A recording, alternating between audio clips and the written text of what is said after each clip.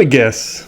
You're trying to get better at golf, right? You've got a new $600 driver with a name like Stealth X Vibe Core Max Pro 9000. You're watching your swing in slow motion like it's a Zapruder film, and you've got an app that measures your torso torque coefficient, and you're still carding triple bogeys like you're getting paid by the mistake. Meanwhile, what does the golf industry say? Buy more, try this, swing like that guy with a different spine and a personal chef. They've created the perfect ecosystem of stagnation. Courses getting harder, gears get smarter, instruction keeps moving the targets, and your scores, well, they still look like they did 200 years ago when guys were smacking balls made from sheep's bladder and colonial sadness across a field of goat turds with a stick that doubled as a cane. And somehow every part of the industry wins. The instructors win, the course brands win, the course designers win, the management companies win, the associates sit back and rake it in while you're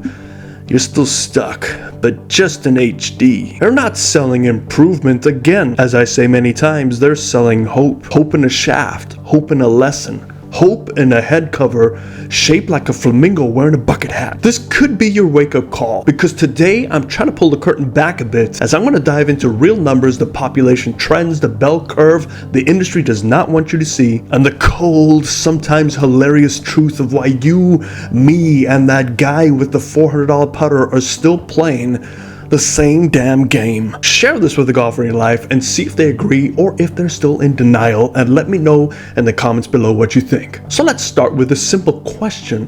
Why are we not better yet? Back in the 1970s, PGA Tour pros averaged 71.5 strokes per round. Today, just over 70. That's right, after 50 years of R&D, sports science, and biomechanics, we've gained about 1.5 strokes per round. That's not necessarily a breakthrough, that's more like a glorified rounding error. And speaking of the elites, in 2000, Tiger Woods posted the lowest score on average in tour history, 68.17. 20 plus years later, Scottie Scheffler logged 68.34 while hitting balls that could file taxes and wearing shirts that cost more than your wedges. Even with launch monitors, pressure mats, force plates, wrist angles, swing speeds, and coaches who sound like CrossFit trainers, the best barely got better. Now let's talk about you, me, the weekend warriors, the I think I found something on the range today crowd. The average amateur still shoots 94. Know what it was 20 years ago? 94. Mid-90s then, mid-90s now, just with more gadgets and more excuses. So while your driver may have gotten faster, your handicap did not. While your swing got recorded from 4 angles, your putting stroke still looks like a panic attack. We've upgraded everything except those results. But let's look at the experts. Let's bring in the National Golf Foundation. In 2005, there were about 26 million on-course golfers in the US. Today, 28.1 million. That sounds like growth, right? Well, hold up, because the US population went from 295 in 2005 to 342 in 2025. That's roughly 16% population growth for only about 2 million more golfers, which means the percentage of Americans playing real on-graph golf actually went down from 8.8% to 8.2%. Now watch this. Registered handicaps jumped hard lately. Roughly 2.5 million golfers carried a handicap index in 2020. By 2024, it was 3.3 million.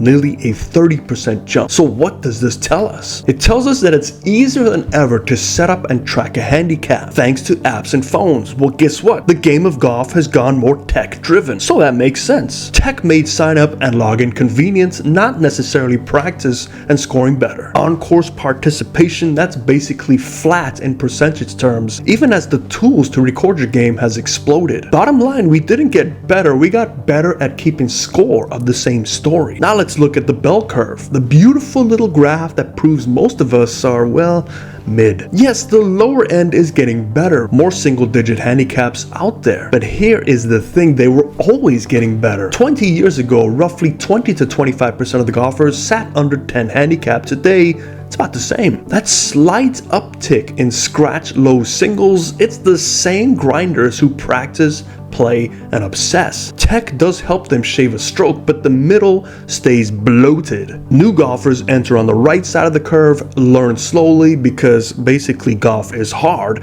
and the distribution does not shift. If tech, instruction, and knowledge really transform the masses, new players would move left faster, but they don't. They just buy faster. The bell curve has not moved. It has just bought nicer shoes. You think it's tough today? Let me take you back to the 1800s of the Open. In 1887, Willie Park averaged 80.5.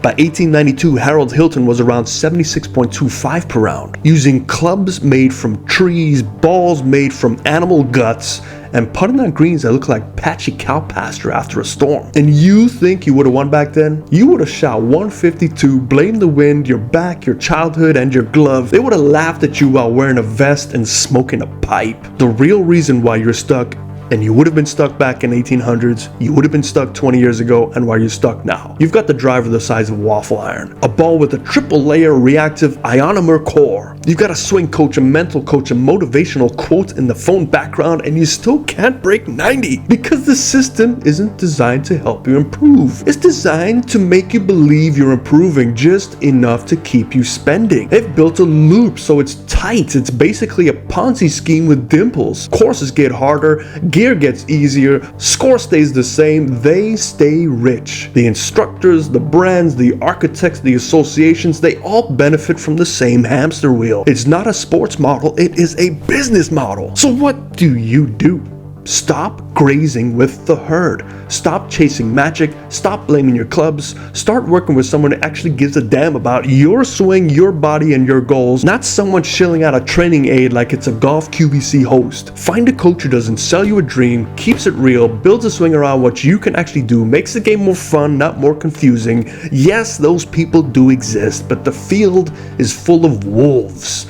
You've got to find the shepherds. And if you're still wondering why the national handicap hasn't moved in decades because you've been chasing swing secrets and an industry built on keeping you confused, watch this video somewhere here. I'm breaking down the exact reasons why the bell curve won't budge unless aliens come back and resequence our DNA again. In the meantime, stop hoping, start building, and if you're gonna stay average, at least laugh how ridiculously overcomplicated they made it. A huge thank you to these incredible supporters on the screen and to you watching this video. Your support helps us bring our golf curriculum to low-income children around the world at no cost to them, just like our location in Cape Flat, South Africa, in partnership with the Hillard program. Please like, share, and consider subscribing. Together, we can give the gift of golf to kids who need it the most.